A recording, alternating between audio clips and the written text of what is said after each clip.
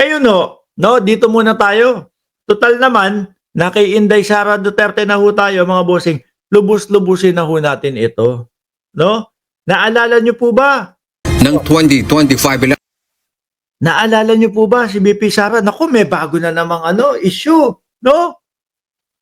Ilan daw yung panalo sa kanila? Kabayan ko, kapatid ko. Ang sabi ni Inday Sara Duterte, dapat daw, panalo talaga si panalo si... O tingnan nyo yung dalawa, nakakalimutan ko na agad yung pangalan. Di ba? Ang natatandaan ko, si Jimmy Bondoc, panalo daw ho. Tapos yung dalawa, si Hinlo, yung Hinlo, panalo din daw. Tapos yung Mata, panalo din daw, mga kababayan. Sabi daw po may kausap siyang law expert, mga bossing. Law expert, IT expert, na yun daw, tatlong yun, panalo. Ako nga ho, mga boss yung dalawa nga dun, hindi ko kilala talaga yun kung sino man yun No? Araw-araw pa ako nakatutok sa politika. Di po ba? Araw-araw ho akong nakatutok sa politika, mga kababayan, pero hindi ko kilala yun. Hindi lang ho talaga siguro matanggap ni Inday Sara Duterte na inendorso niya yung Duterte 10, pero 3 lang ang nakapasok. Ngayon, sasabihin, dinaya. Dinaya. Yung mga yun mga bossing, nandoon yata sa top 20 pataas si Kibuloy, 31 niya yung number nun Tapos sila pa ho yung may gana na magsabi na, hindi kami agree diyan sa resulta ng COMELEC. Dinaya kami. Ganyan Para magpa-recount ka. Ibig sabihin, pumapasok sa utak mo o iniisip mo na dinaya kayo. Di ba? Kung yun nga pong Abalos, nasa pang 15 o 14 yata yung pangalan ni Ben-Hur Abalos, mga bossing. Nung nakita niya na hindi na, wala na. Kulang na ang oras at mukhang madami nang nabilang na balota. Nag-move on agad Ano sabi niya, mga bossing?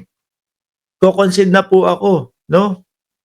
Babawi na lang. Pwede naman bumawi sa susunod. Pero, itong mga DDS, hindi matanggap yung mga pagkatalo. Kesyo daw ho, may kausap pa daw siyang IT expert na panalo daw po si Jimmy Bondoc. Saan panalo yun? Panalo daw yung Hinlo.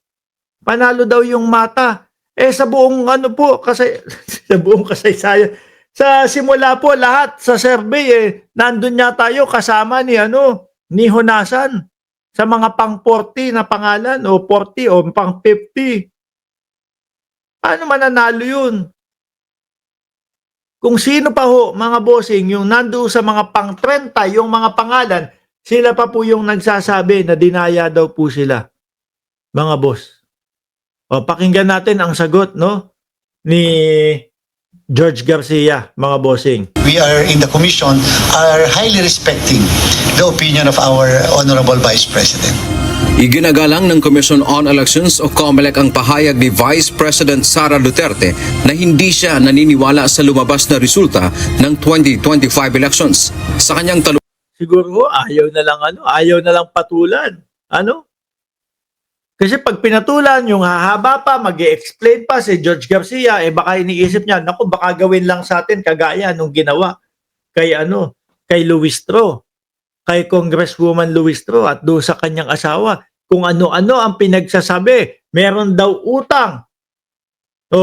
Ang mga Luistro kay Sara Duterte.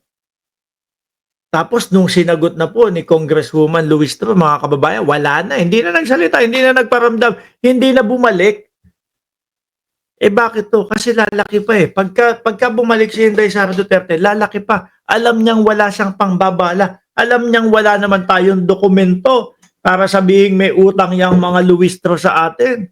At kinuha ang serbisyo ng asawa na si Manscarpio. Wala. Stop na lang, hinto na lang. Kumbaga, pang ganun lang ho sila, mga kababayan. No? Siguro, alam na ang Caracas. Alam na ni George Garcia. Hayaan mo na siya. Sige. Opinion niya. Bahala siya sa buhay niya. Oh. Lumpati sa Malaysia, sinabi ng pangalawang pangulo na ang paniwala niya ay nanalo ang ilan pang pambato ng PDP laban. Tapos na naman ang kampanya. Totoo yun. Ah. Pero bakit nandito si Attorney Hinlo, si Attorney Bondoc, si Dr. Mata?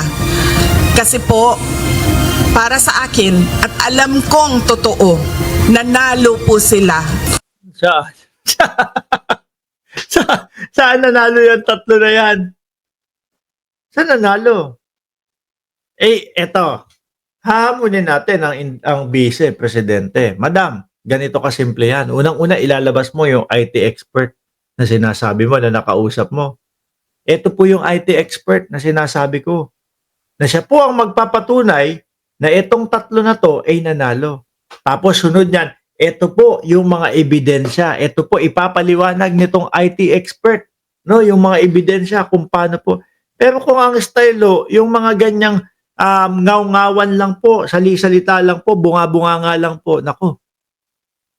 Ang laki ng epekto ni Maharlika sa Duterte community.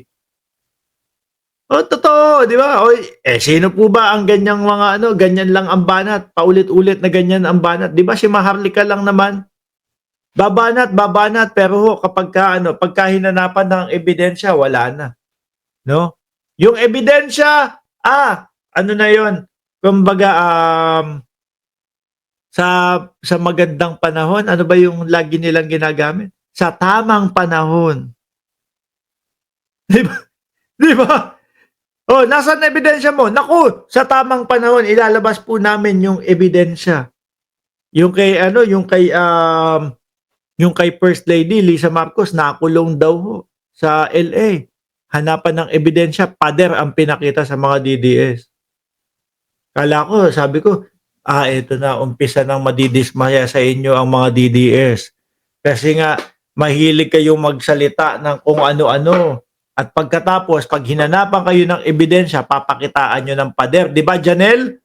Oh, sabi ko, madidismaya na. Sabi ng mga DDS, naku, oo nga, nakakulong si First Lady dyan. Paano mo nasabi? Nakita mo, nagpakita ng pader si Maharlika. Iyo ba, mga kababayan? Ganun po, kauto-uto. Yang mga DDS na yan, mga bossing. Tuloy. Sa eleksyon nung nakaraan. Dagdag pa ng Vice Presidente, may nakausap siyang IT expert kaya hindi talaga siya makapaniwala sa election results. Kausap ko po IT experts Okay. na nagsasabi hindi talaga pwede na totoo yung mga numero na lumabas. Hindi po ako IT expert. So, ibig sabihin si Bongo, hindi din totoo yung numerong nakuha ni Bongo. Si Bato de la Rosa, si Marcoleta, yung mga DDS, ibig sabihin hindi din totoo yun. Kami nga kahit hindi namin expect na mananalo si Marcoleta, since nandyan tinanggap na namin, tanggap na namin, nakamove on na kami. Kayo hanggang ngayon, wala pa din. Nandyan pa din kayo. Kaya sinabihan ko po ang PDP. Sabi ko, kayo ang partido. Questionin nyo kung paano ginawa ang proseso ng bilangan. Hindi, bago umabot, bago magpaliwanag. No? Bago magpaliwanag mga kababayan, kung paano ginawa yung proseso ng bilangan, labas muna ang ebidensya, no? Labas muna ang ebidensya ninyo para saka kami mag-i-explain kung paano namin ginawa ang proseso ng bilangan. Ganun yun. Nag-aakusa sa kayo na may dayaang nangyari dahil hindi na mga nanalo yung inyong mga manok. Tapos ngayon, ganyan ko questionin nyo, maglalagay, sila magpapaliw. Ano ba yun? Ayon naman kay COMELEC Chairman George Erwin Garcia, mas pinili nilang hindi na sumagot sa issue. Wala. Kasi pag sumagot, nagpaliwanag, wala yan, hindi lang yan magsasalita ulit. Titigil lang ho ang Vice Presidente. Ilang beses na ho natin nakita siya ganong estilo ho. Babanat, magsisinungaling, sasabihin may utang ang mga Luistro, tumakbo. Pag sinagot na po sila, hinanapan sila ng ebidensya, hindi na po sasagot.